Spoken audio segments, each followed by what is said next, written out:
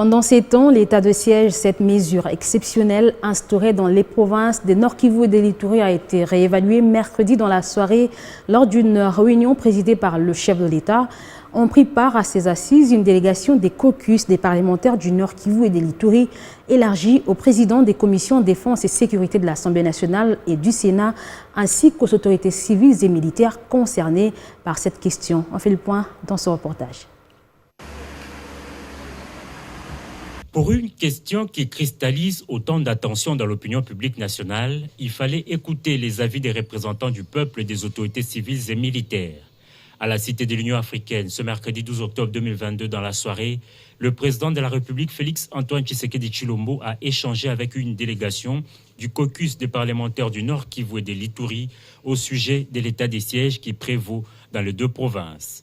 Lors de cette entrevue de près de 3 heures élargie au président des commissions des défenses et sécurité de l'Assemblée nationale et du Sénat, ainsi qu'aux autorités civiles et militaires concernées par cette question, il a été procédé à l'évaluation de l'état des sièges dans le Nord Kivu et dans l'Ituri, dans la perspective d'une table ronde qui décidera du maintien, de la réqualification ou carrément de la levée de l'état des sièges à la lumière d'une mission qu'avait effectuée sur terrain le Premier ministre. On a pris 3 heures aujourd'hui parce que le président de la République, comme dans ses habitudes, a voulu écouter les représentants du peuple qui ont dit clairement ce que le peuple pensait de l'état de siège, des difficultés, et qu'aujourd'hui, l'état de siège devrait être élevé.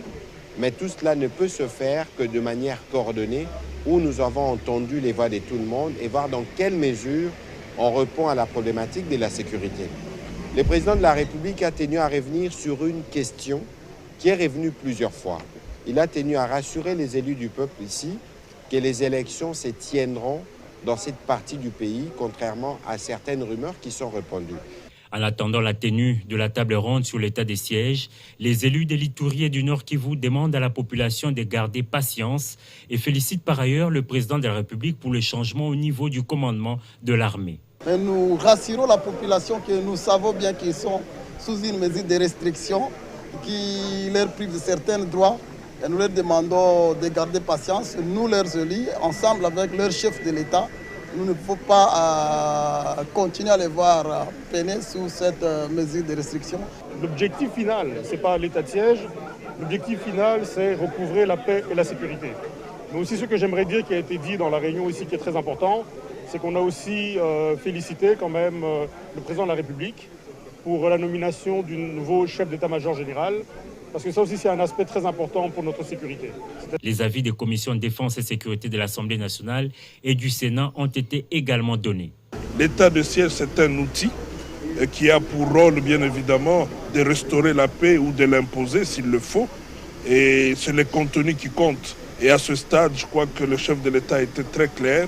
Nous allons nous retrouver dans une réunion beaucoup plus élargie pour que nous puissions réfléchir sur les contenus et permettre à cette population qui ne cesse de réclamer la paix et la sécurité d'avoir la réponse et de vivre dans la paix. C'est par un message d'amour à toutes les communautés locales à faire taire leurs antagonismes que le chef de l'État a conclu cette rencontre.